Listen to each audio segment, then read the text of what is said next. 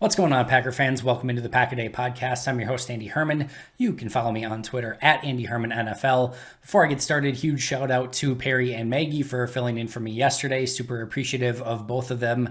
They are both amazing. If you are not following them already on Twitter and on Packs What She Said, please make sure to do so. Obviously, they did a tremendous job yesterday. So if you haven't had a chance to listen to that yet, make sure to do that as well. But just a huge kudos to both of them, who are two of the just absolute best people in the world. So Perry, Maggie, thank you both very much. Let's jump into some Packer news before we get to our offensive grades from this past week. The biggest news, of course, Marcedes Lewis and Oren Burks both added to the COVID IR list.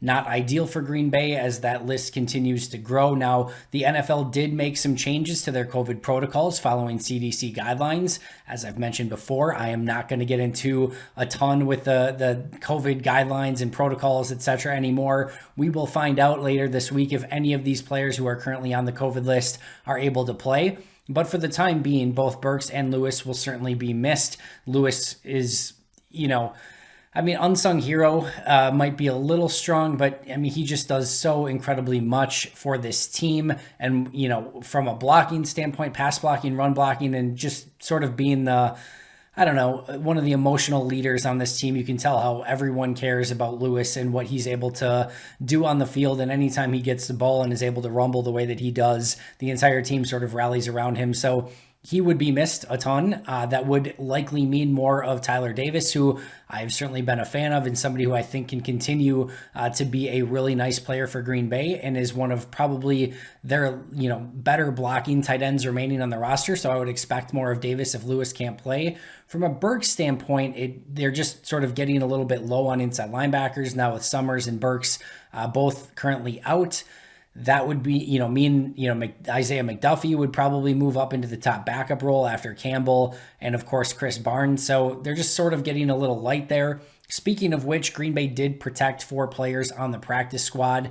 It included 2 inside linebackers, which is Peter Kalambaya as well as Ray Wilborn. So both of them were protected, as well as center Michael Monet and J.J. Molson, the kicker. So those were their 4 practice squad players protected this week. And you can imagine if, in fact, Burks and Summers are unable to go. We know Summers will be unable to go because he's on IR either way. But if Burks is unable to, that at least one, if not both of those linebackers could get called up primarily for special teams. But in case somebody gets hurt, they're very thin at that position as well. So certainly worth keeping an eye on, and more importantly, maybe, is the fact that, again, Green Bay seems to, have more and more players on this list, right? So if you've been sort of watching the Clevelands and Kansas Cities and, Tennessees and some of these teams who have had some of these outbreaks, it can go from, 10 to 20 to 25 very quickly. So if you're Green Bay, you're hoping that it ends with these 12 players and it doesn't continue, but we'll definitely be keeping a very close eye on that list the remainder of the week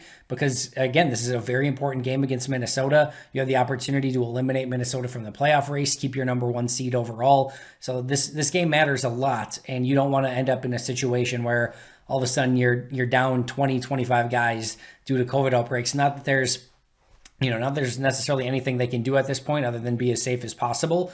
But again, definitely something that we'll be keeping an eye on through the remainder of this week. In other news, if you were wondering if Nathaniel Hackett was going to get interest for head coaching jobs, the answer is an emphatic yes. The Jaguars have put in a request to interview Nathaniel Hackett for their open position. So he was one of many coaches that has been on their list. So we'll see sort of how that goes moving forward. But Hackett will get an interview if he wants with the Jaguars. I would assume he would want to. But kind of going into that, I would be insanely surprised, and shocked if either Hackett, Luke Getsy, or Adam Stenavich, if all 3 of them were back on the coaching staff next year, I would be insanely surprised. Like, one of those guys is getting promoted in some capacity, right? Whether it's Hackett to head coach, whether it's Stenavich to an offensive coordinator, whether it's Getsy to an offensive coordinator. I just can't imagine any scenario where all 3 of those guys are still in their same positions on this coaching staff. Now, if Hackett were to get a head coaching job, I would expect either Getsy or Stenavich to be moved to offensive coordinator in Green Bay. I would honestly expect the other one to get the offensive coordinator job wherever Hackett were to get the job. So it's quite possible if Hackett gets promoted that he's taking at least one of those two with him, which again would be a major loss for Green Bay. Don't necessarily need to jump to any of those conclusions yet. We can let all of that play out as the offseason goes into motion. And we know that this is going to be a extremely volatile offseason for Green Bay, from potential coaching moves to roster decisions to, that whole Aaron Rodgers thing. So plenty to sort out as this offseason goes along. But Green Bay is in the midst of a very, real Super Bowl run. So we will focus on that and focus on the offseason when we get to the offseason. But it certainly is worth noting that Hackett already has one interview lined up if he so chooses. In other news, in sadder news, John Madden passed away. I think I'd be hard pressed to say anything other than the fact that John Madden in some way, shape, or form has influenced anyone that's watching this. And whether that's, from his days as a coach, whether that's from his days as a commentator, whether that's the impact that he had on John Madden football and everyone that's basically played that game over time. The word legend sometimes gets tossed around a little bit, willy-nilly, if you will.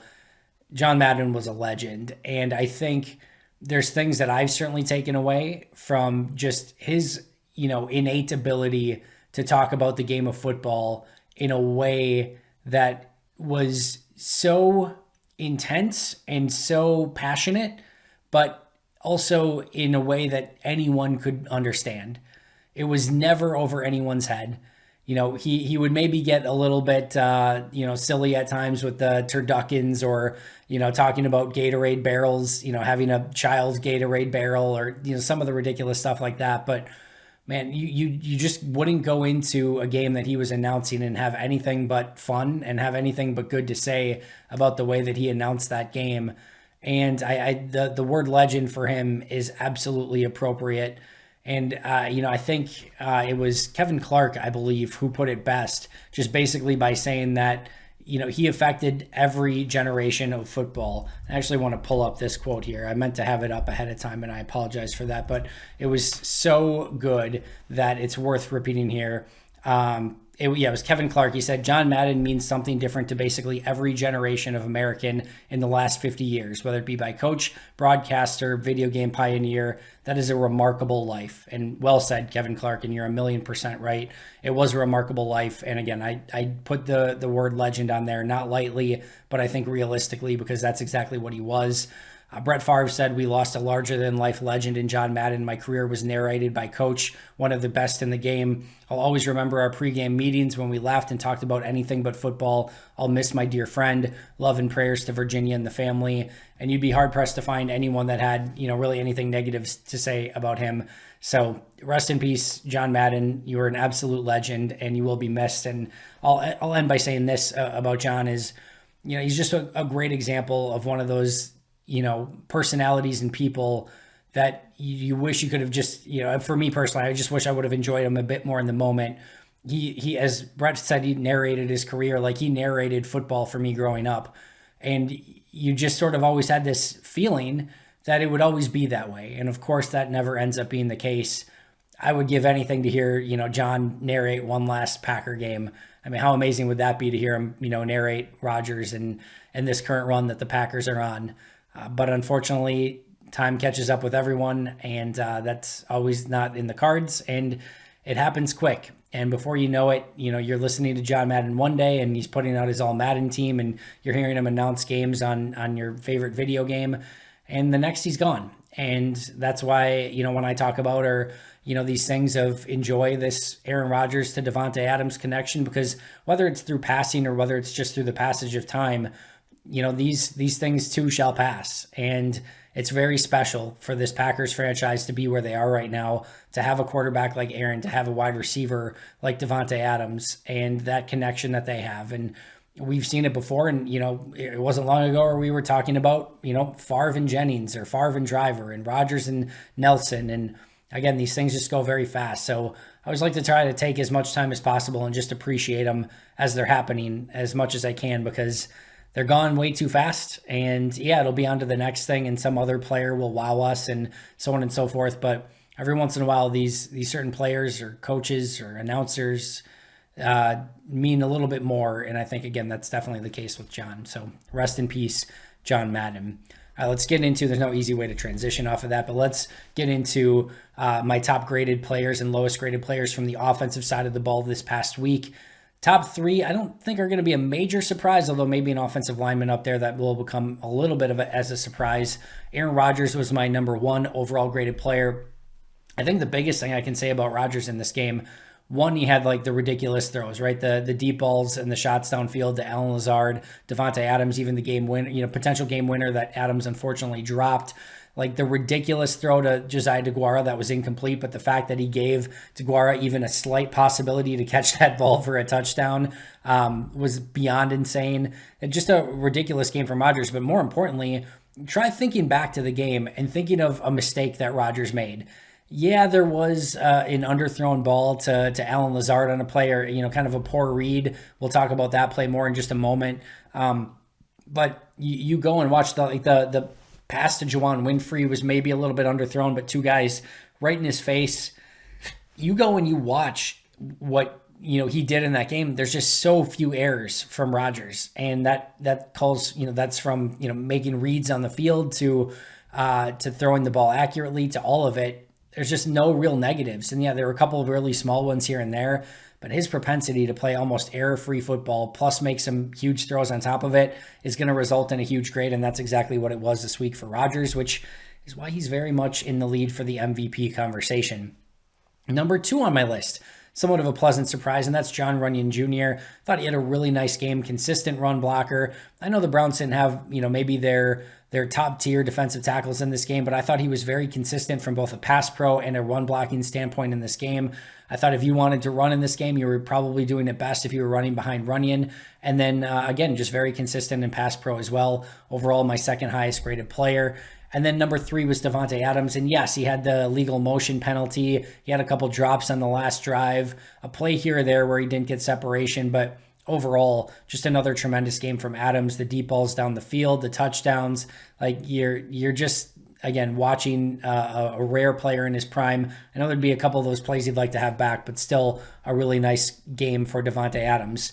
Now on the flip side, I only had one player grade in the negative in this game, and it was negative 0.05, which is literally the smallest negative you can have. So basically an even grade. And it was a player who played 3 snaps in this game, Ben Braden, who had 2, slightly negative blocks, 1 slightly positive block in his three plays. And because of that, had a negative 0.05 grade and was my only player to grade in the negative. This was also my second highest graded offensive game of the year. And you might be thinking, how the heck is that? They put up 21 points in the first half, but the second half was atrocious. Like they didn't do anything. They only put up 3 points. And yes, that is correct. But let's go through those drives. And remember, like they put up 21 in the first half and they scored a field goal in their first drive, right? So on the first half, they're on pace for 42 points. They immediately go down, have an 11-play, 76-yard drive that ends in a field goal. So like things up till that point, 24 points early third quarter, are going very, very well. At that point, you're expecting, all right, they're going to put up at least 30 in this game. And again, everyone at that point was grading well, and or the team at least was grading well into the positive. But then, of course, you have 4 drives left where they don't score at all. So how did they grade out so well with that being the case? Well, on the very first of those 4 drives, you have the negative play to EQ. It was a 10-yard loss on the play.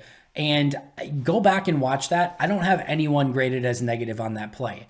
And how that works is you watch the defensive end on that play. Now, this is one of those, so if you remember the Rodgers ridiculous play action plays where he's doing the fake and then the fake counter and he's hiding the ball and he's rolling to his left and finding Lewis in the flat. They did that 2 or 3 times in the past game against, what was it? I don't even remember anymore. The game Baltimore. Against Baltimore, they did that. And for whatever reason, so this is the same action, right? They're faking the handoff, coming back to the counter, but instead of Rodgers rolling to his left, they're pitching the ball to EQ.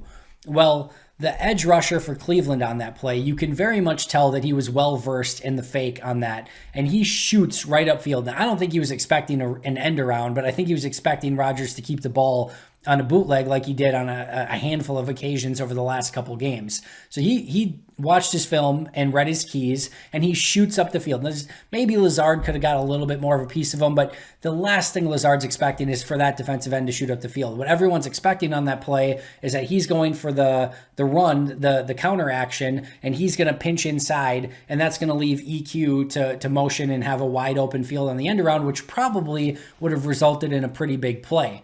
But the edge shoots up the field, EQ gets the toss, and there's an edge rusher waiting for him. There's nothing wrong. It was a great read by the defensive end. The play design is designed not to have that end be there, and there's nobody that's accounting for him. EQ is sort of a little bit, but like he's more making sure that like he can sort of seal him off, not to block him from going upfield. It's just you're not expecting him to make that play, and he did. It's a 10-yard loss. The next play was that it was a bad route by Lazard, and Rodgers just missed him. But overall, what Lazard and Rodgers did in that game was still well in the positive. And then the third down play was just basically a check down to Adams on sort of a middle screen on a 3rd and 20 that went for 9 yards. So that's the first of those 4 drives. A blown play by EQ that no player really did wrong. Just a nice play by Cleveland basically ends that drive. Now on the second drive is the Ben Braden drive, right? So it's 3 straight runs. They run on 1st and 2nd down to get Braden involved in the game a little bit more. And then comes the 3rd down play. And they run that toss to Aaron Jones. Now remember, go back and watch this game previously, and you will see 3 toss plays that were massively successful up until this point in picking up nice yardage, including a 4th down conversion. Jones is 30 plus or 27-yard run, I think it was. Like they had a lot, and then I think he had another 9-yard run. So they had a lot of success on the toss plays in this game. And you go back and watch this game, Braden gets his block on the outside on the corner, which is nice. But there's 3 players who needed to make blocks on this play.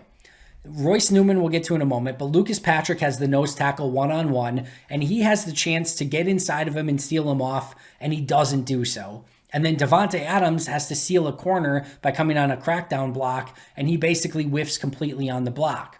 So I know a lot of people didn't like that call, but if Adams makes his easy block and Patrick gets inside of his guy, which he should have been able to do, Jones at minimum is one-on-one to get to the 30-yard line, which would have been a 1st down. I think he does it. The tougher block on the play is Royce Newman, who has to reach to the 2nd level and get the inside linebacker. I think it's Phillips. He ends up getting away from Newman and getting to the outside and being able to help as well. I think if it's just Jones on the linebacker one-on-one, I think Jones still picks up the 1st. I would have liked to see Newman maybe get a bit more of a piece of him on that play, but that's a tough block. But Patrick and Adams just biff their blocks on the play, and because of that, it goes for, I think, a loss on the play. It should have been a 1st down, but those 2 plays, Patrick specifically and Adams, again, Adams had a great game overall, just a poor block there. And then Lucas Patrick at center, again, he had an up and down game, more on that in just a moment. But overall, like that's your reason why you're 3 and out on that drive.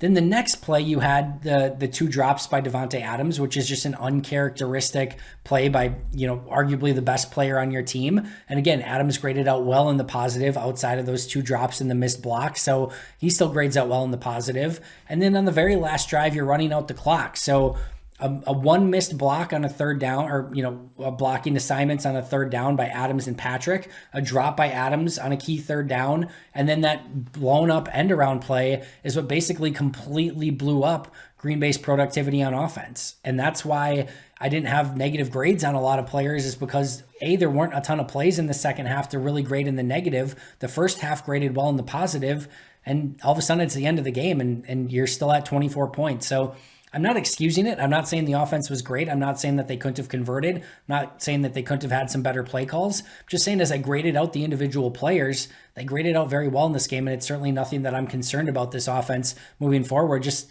sort of a victim of circumstance and just a couple of odd plays here and there that aren't really the norm for this offense. So sometimes it is what it is. Tip your cap to Cleveland, tip your cap to bad luck, and you move on and you play better next game. And I think that's exactly what Green Bay will do. I think there are a few players that you could have said, maybe graded in the negative. Lucas Patrick, Yosh Nijman, Marcedes Lewis, AJ Dillon, all 4 of those players were sort of like up and down in this game, and maybe you could have had a few more downs and ups. EQ was another one, but overall I had all of them as basically neutral to slight positives. So the only one that was in the negative, Ben Braden, by the slightest of margins, and he only played 3 plays in the entire game.